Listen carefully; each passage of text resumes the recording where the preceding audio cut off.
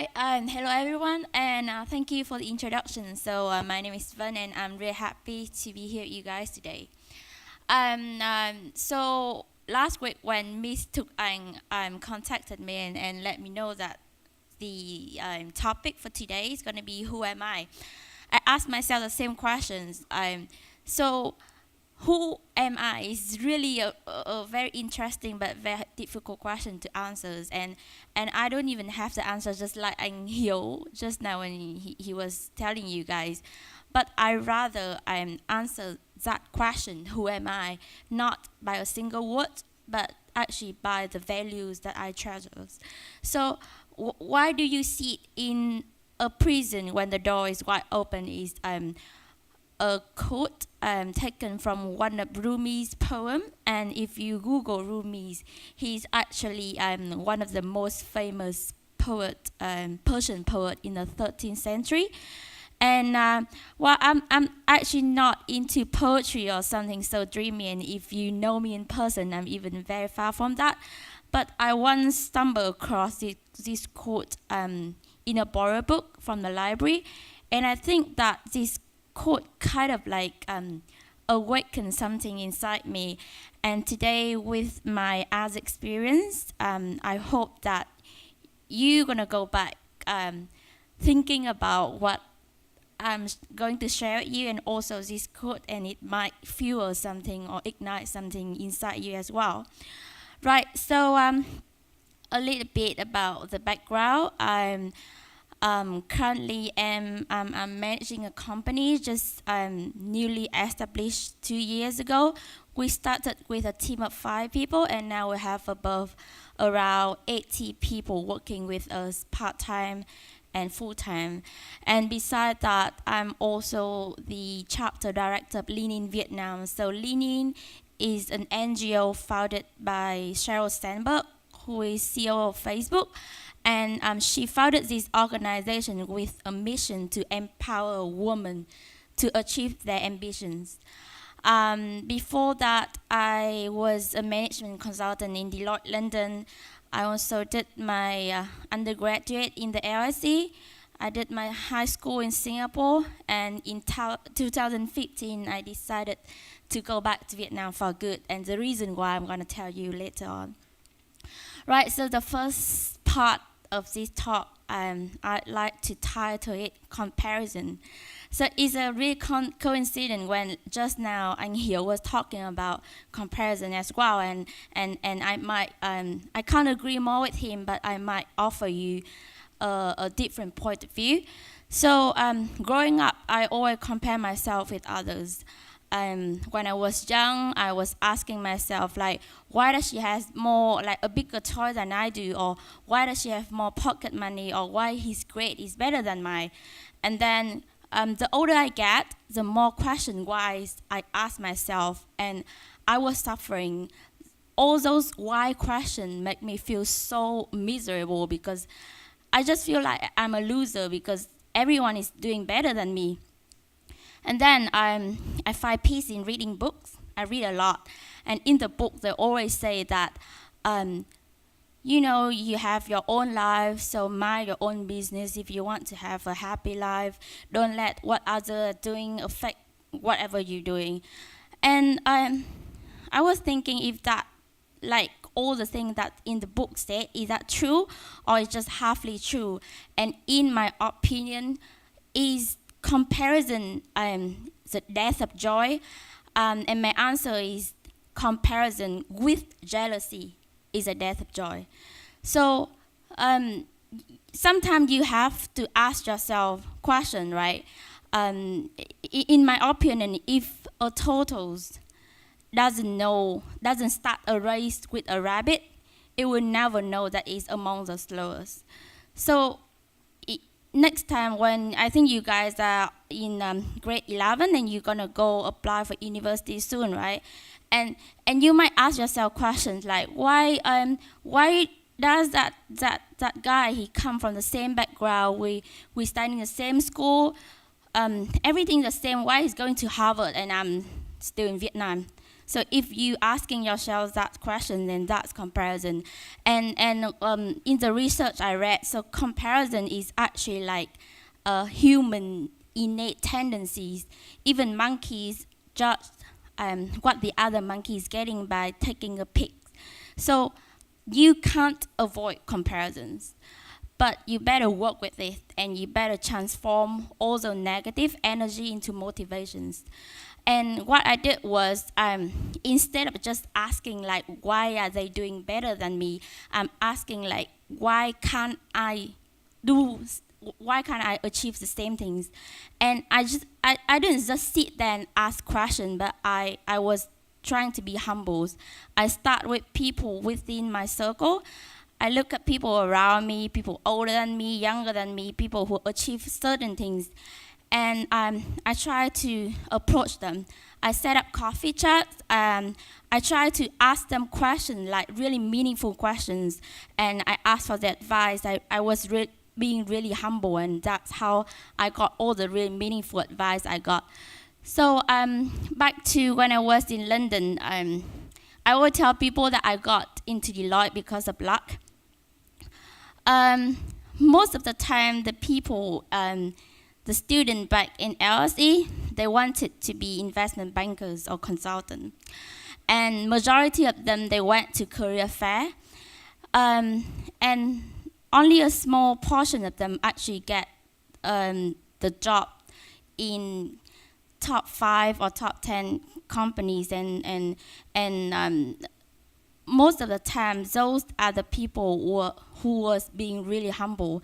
So I went to a career fair. I didn't just stop by like talking to the guy from Deloitte, but I asked for his contact. I went back, I emailed him, I set up coffee chat with him, and asked him like, okay, if I get the first email from Deloitte, I'm gonna go for interview, what should I do? And if that person really want to help you, they will be more than willing to help you to answer all the questions. So don't be afraid to ask questions. Ask the really meaningful question, and then be people who willing to help you get through that. So in short, right, comparison is not always bad. Comparison with jealousy is really bad. So you seek unfavorable comparison if you want to feel miserable, and you seek favorable comparison if you want to have motivation. So keep that in mind. And the second thing is about criticisms. So I think everyone hates criticism, and it's not really easy to just take things easy. So there's 2 types of criticism, I think. So the first one is the thing that people say when they just want to express their feelings, and the second one is the things they say when they doubt your capabilities. So for example, when I was a kid, I always asked my brother for math problem, and the first thing every time he said that, "Vân, you are really stupid." He just saying that to express his feeling, and my job is just to laugh it off and ignore it. But if he said something like, "Vân, you will never be able to do it," then that is like he doubting my capability. So I remember a lot of things that people say to me and make me feel like, what did I do to make them feel that way? And I remember things like that, not to make a list of people who I'm going to take revenge on, but rather to give myself a mental push. So when I was back in Singapore, I got a tuition scholarship, but my school grade was not good all the time. And then one of the classmates told me that I don't understand why people are paying for your tuition fee when you're not even good enough. And then the second time I went to LSE, I applied for Deloitte. And then one of my other friends said that Deloitte consulting is really hard. I think you should consider another safer or easier choice. And then when I get back to Vietnam, I worked for UP.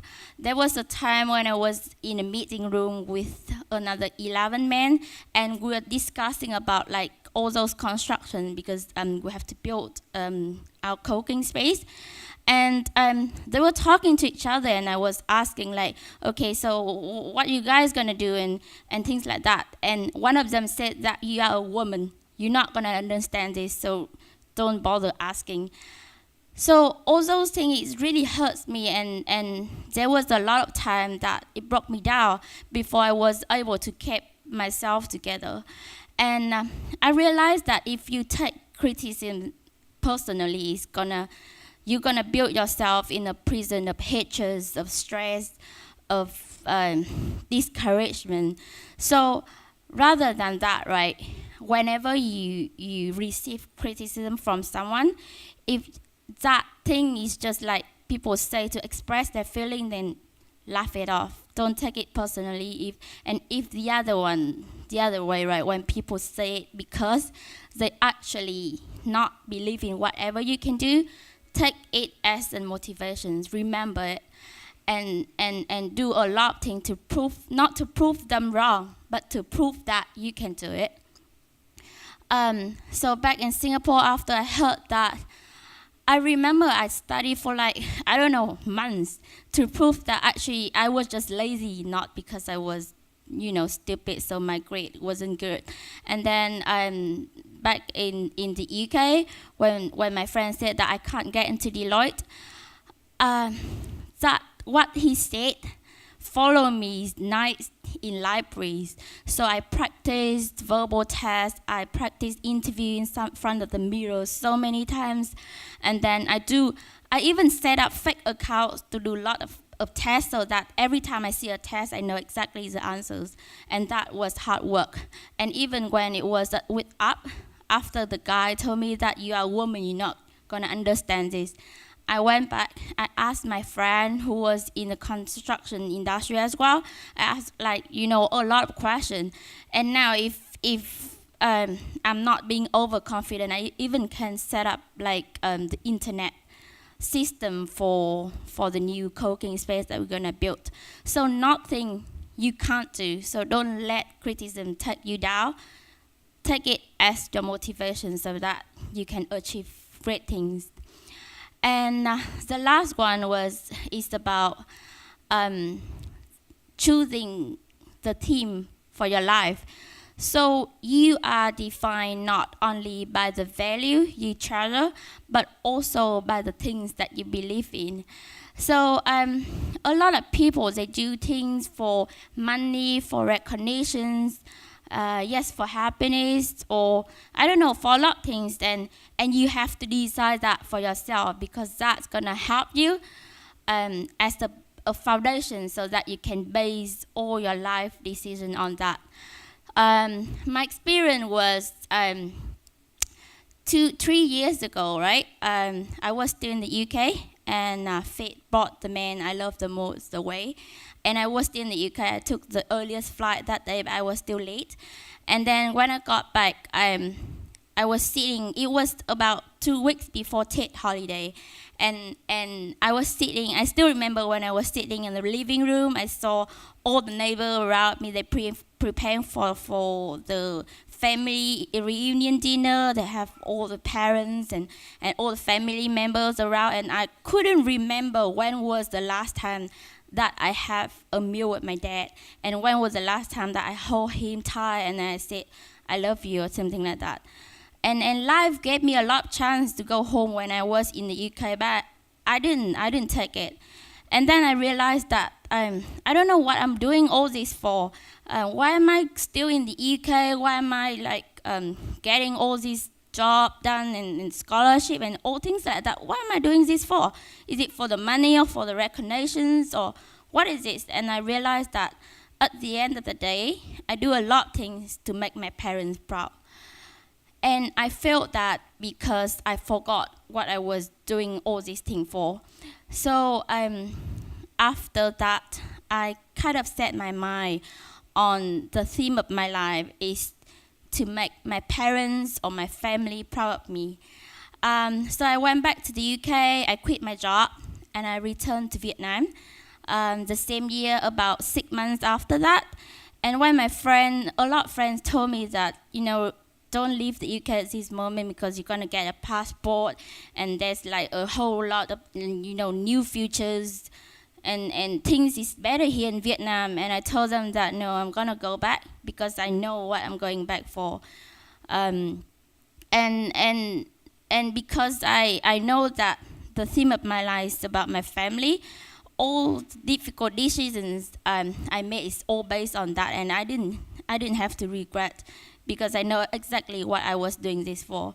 So in short, right, I just want you to kind of go back and think, what are you doing all these things for? Is it, for the money, or for recognitions, or for friendship, or for love?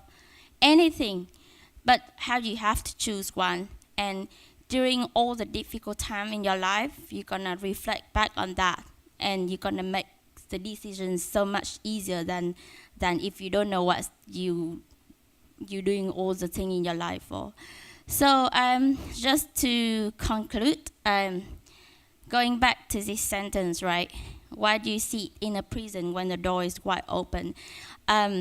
So if you keep comparing yourself and put all the negative thoughts become the prison surround you, then you're not gonna see a lot of opportunity out there. And you don't compare with jealousies, but compare with something like you're gonna take that comparison as the motivation for you. And then also the same for criticisms.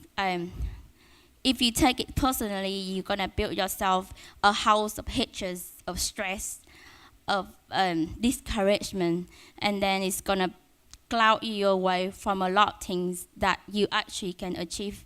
And the last thing is, please ask yourself, what is exactly the theme for your life, the true North Star that you're gonna follow, and all the difficult time in your life, you will be able to overcome it easier.